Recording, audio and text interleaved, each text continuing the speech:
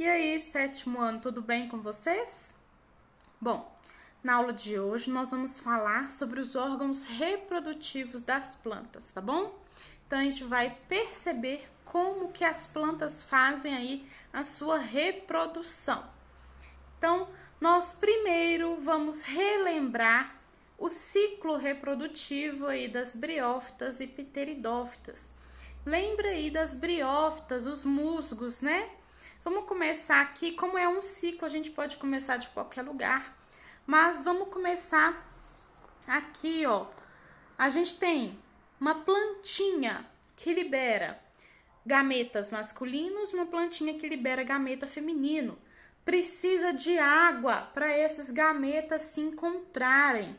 Quando os gametas se encontram, vai haver a produção de uma hastezinha, tá bom? Então aqui, ó, uma haste, e vai começar a produzir um monte de esporos. Esses esporos, então, quando são liberados na terra, eles vão germinar uma nova plantinha. E daí começa tudo de novo. Essa plantinha pode ser masculina, essa plantinha pode ser feminina. E daí todo o ciclo de vida repete. Indo para as pteridófitas, eu vou começar o ciclo do mesmo local, tá? Onde a gente tem gameta masculino e gameta feminino. Então, aqui localiza nas pteridófitas, samambaia, tá bom? Então, opa, me perdoa. Então, aqui, ó, a gente tem essa estrutura da samambaia. Aqui também precisa de água para a gente fazer fecundação da célula masculina e da célula feminina. Aqui vai ter produção de uma plantinha, ela vai ficar adulta, vai também produzir os esporos da mesma forma que aconteceu aqui. Esses esporos, quando ficarem maduros, serão liberados e também acontece a mesma coisa, a produção de uma nova plantinha, que também vai ter capacidade de reproduzir sexualmente, e daí começa tudo de novo, tá bom? É o ciclo de vida, ok? E daí a gente vai para gimnospermas. A gimnosperma, aqui ela já tem uma adaptação diferenciada, vamos relembrar. A gente tem, então, a planta feminina, a planta masculina, beleza. Aqui nós temos as plantas adultas. Elas têm uma estrutura diferenciada, a gente vai chamar isso de estróbilo, ou aqui no desenho tá cone, tem masculino e feminino. E daí o masculino produz os pólens, né? O gameta masculino. Não precisa de água para acontecer a fecundação. Aqui essa polinização, né, acontece pelo vento. Lembra que esses pinheiros, eles são altos, né? Vivem muito em biomas, em lugares de altitude, porque precisa, e liberam muito pólen, porque precisa ali de vento para carregar. Esses pólens, então, vão para essa estrutura feminina, fecunda o óvulo que está aqui dentro e, ao invés de produzir esporo, vai produzir aqui uma nova estrutura. Aqui surgem as sementes. Semente é um pouco diferente de esporo, pois tem uma reserva de nutriente. Para esse embrião, a semente é o embrião, é o bebê da planta, foi produzida ali nessa junção dos gametas masculino e feminino, tá bom? Então aqui, ó, houve a produção dessa semente, isso aqui é a semente, tá bom? Quando essa semente for germinada, ela vai produzir uma nova plantinha, que pode ser masculina ou feminina, e começa tudo de novo, ok? Agora nós vamos para as angiospermas. Pois bem, uma estrutura que até então ninguém tinha, que é uma novidade, são as flores. Então, aqui nas flores que estão os órgãos reprodutores. Até então, a gimnosperma tinha ali no cone uma estrutura um pouco mais diferenciada, né, do que seria esse órgão reprodutor. Tinha o cone masculino, o cone feminino, mas a flor, ela pode apresentar a estrutura masculina e a feminina no mesmo componente, vamos dizer assim, na mesma flor. Então, observa aqui, essa flor, esse desenho, eu tenho isso aqui que eu tô circulando, isso tudo se chama estame, tá bom? Isso tudo é uma estrutura masculina, vai produzir grãos de pólen, que é o gameta masculino, tá? Então, isso aqui é o filete, essa coisinha laranja é a antera. Aqui fica as bolinhas, os grãozinhos de pólen, tá bom? A estrutura feminina é essa daqui, ó, tá? Então, aqui a gente tem o ovário, tem o óvulo, que é a bolotinha, que vai ser fecundada lá dentro. Existem flores que vão ter um óvulo, muitos óvulos, depende da espécie. Não vai interferir em nada não, tá? Então, aqui a gente tem ovário com óvulo, tem esse estilete e o estigma aqui, que é o que vai captar esses grãos de pólen, tá bom? E toda essa estrutura bonita da flor, que é quem vai fazer a atração. Essa flor precisa ser atrativa em cor, cheiro, tem que ter alguma coisa com gosto gostoso lá embaixo ali no néctar. Por quê? Tem que atrair polinizadores, insetos, mamíferos, aves, tá? Então, observa aí a estrutura da flor, que é esse órgão reprodutivo das angiospermas. É uma estrutura apenas desse grupo, tá bom?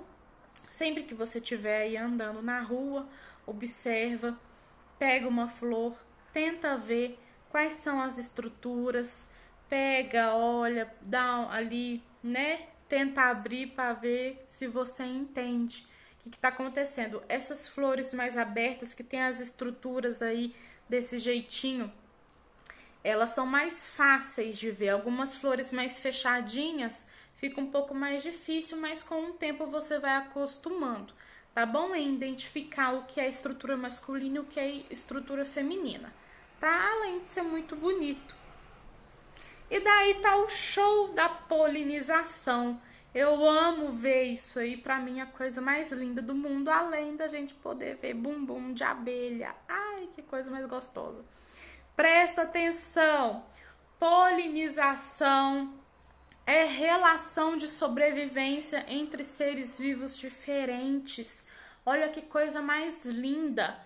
Ambos seres estão ganhando alguma coisa. A gente já viu as relações entre os seres vivos.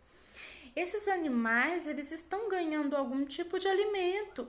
E as plantas estão ganhando a chance de se reproduzir, sobrevivência.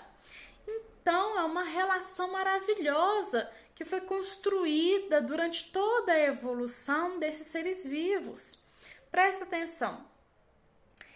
A planta, ela tá ali adaptada a receber esses animais, tá bom? Que podem ser insetos, podem ser aves, tipo beija-flor que tá ali, pode ser um mamífero, tipo os morcegos. Muita gente esquece que morcego, em sua maioria, são frutíferos, come flor, come pólen, come fruta, come néctar, tá? Então, eles vão ajudar na polinização. Observa aqui, o que acontece?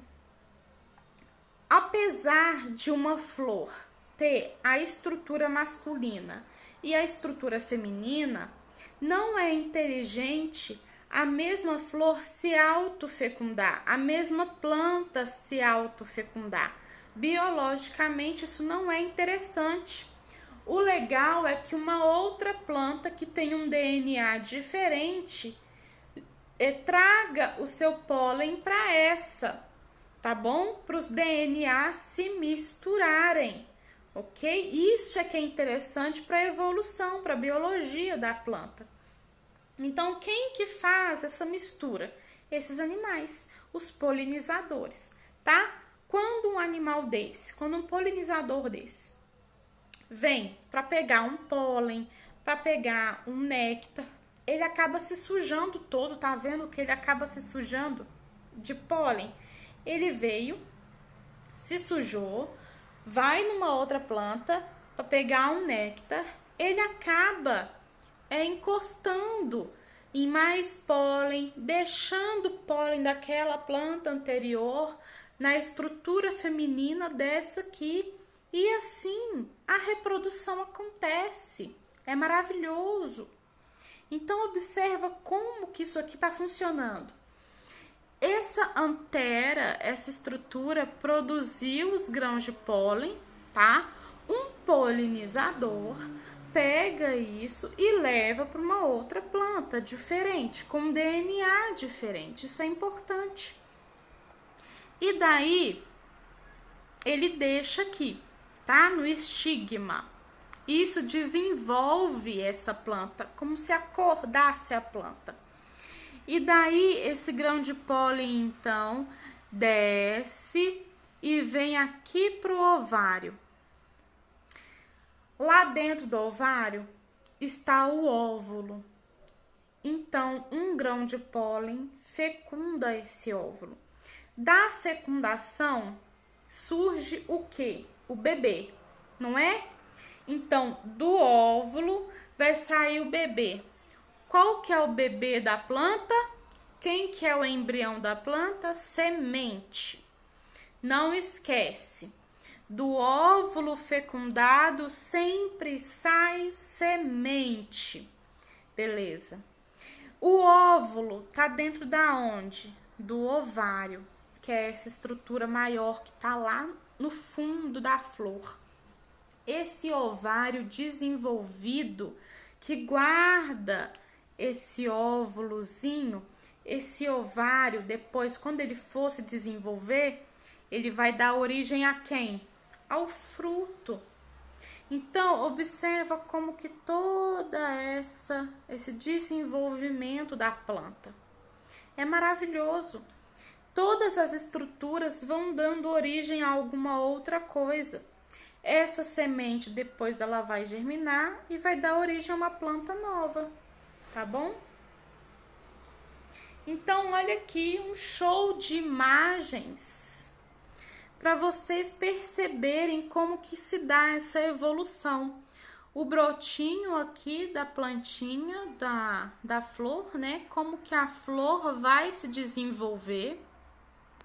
E aqui a plantinha, a florzinha se desenvolvendo até ela chegar no ápice, que é quando ela tá pronta para realizar a fecundação. Depois que essa fecundação aconteceu, suas estruturas vão começar a se modificar, tá? Então, o que é óvulo que foi fecundado vai começar a se modificar em semente, e o que é ovário começa a se modificar em fruto. As outras partes todas, elas também vão começar a se modificar. Alguma coisa vai cair, vai deixar de ser, de existir, e tudo começa a transformar, tá? Aqui no café, a mesma coisa, a transformação da flor em frutinho, lá dentro a semente. Olha que lindo. Eu acho isso maravilhoso. E daí eu vou falar para vocês, olha ali em cima o moranguinho, também a mesma coisa. E agora eu vou falar para vocês sobre o fruto. Que é isso?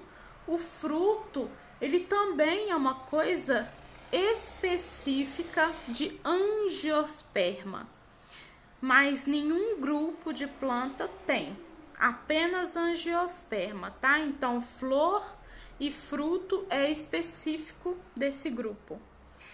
Esse fruto, ele protege essa sementinha, né? Então, ele veio lá do ovário e tá protegendo a semente, tá bom? E ele tem um papel importante para dispersar a semente. Ele é importante para jogar, para dispersar essa semente no ambiente, tá bom? A dispersão de fruto e semente, ela é importante para garantir a sobrevivência da planta. A planta, ela fez o bebê e ela precisa garantir a permanência de sua espécie no planeta. E é interessante que ela ocupe uma grande área. Como ela não anda, ela precisa de mais uma vez da ajuda e principalmente de animais para que alguém faça, né, essa ocupação dessa planta, tá bom? Quem que vai levar o meu bebê, a minha semente, por aí, né? Para que tenha um monte de plantinhas da minha espécie nesse ambiente, no meu bioma.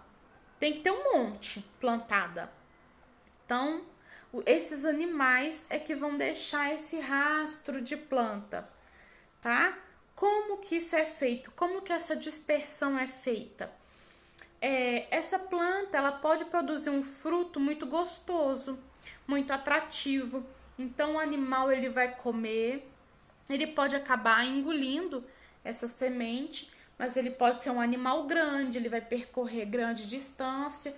Quando ele fizer o cocôzinho dele, ele pode acabar deixando no cocô a semente, sem problema algum. É até ótimo, porque daí a semente já vai germinar ali mesmo com algum adubo. Ó, perfeito. Alguns macaquinhos também acabam pegando alguma frutinha e leva para longe. E no que come, deixa cair as sementinhas, tá? Que mais? Algumas sementes, elas são leves e podem ser levadas pelo vento. Algumas sementes podem ser levadas pela água. Algumas sementes são daquelas que agarra no pelo do animal. E daí o animal passa no mato, fica cheio de semente no pelo, ou quando a gente faz trilha, fica cheio de semente na nossa roupa, e daí a gente vai andando. E a gente não vê isso na gente. Tá tudo pregado na gente, é uma adaptação. A planta foi adaptando-se ao longo de toda a sua existência para adquirir essas características, tá? Então, são adaptações aí que esses frutos têm para garantir a dispersão da semente, do bebê da planta, ok? Garantir a sobrevivência, tá?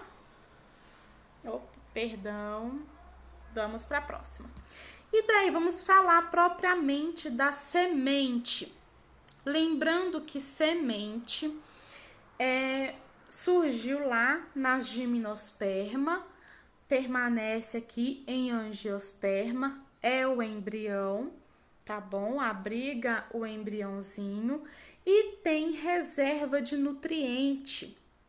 Vocês já abriram a semente do feijãozinho? Já viram que lá tem a plantinha, o embrião? E tem toda aquela parte branca que a gente come? Então, tem o embrião e tem a reserva de nutriente. Quando a gente planta o feijão no algodão, o que a gente está fazendo? A gente está acordando essa semente. Para germinar uma semente, elas precisam de água, tá? Então, para germinar, para acordar uma semente, é necessário água. A partir daí, acontecer a formação ali da primeira raiz.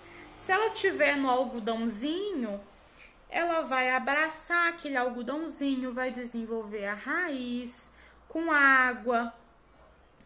O primeiro embriãozinho vai formando ali o caulezinho, vai crescendo as primeiras folhinhas. Vocês já devem ter visto, já deve ter feito a experiência de plantar o feijãozinho. O que acontece? Essa reserva de nutriente que tem na semente, ela é suficiente para a plantinha crescer um tantinho, tá? Então a plantinha cresce um bocado até formar as primeiras folhas, beleza? Depois disso, essa reserva de nutriente acaba e daí a planta precisa fazer fotossíntese. Ela já tem capacidade, já tem folha, já tem as primeiras folhas, igual tá aqui nesse desenho que eu peguei do livro de vocês.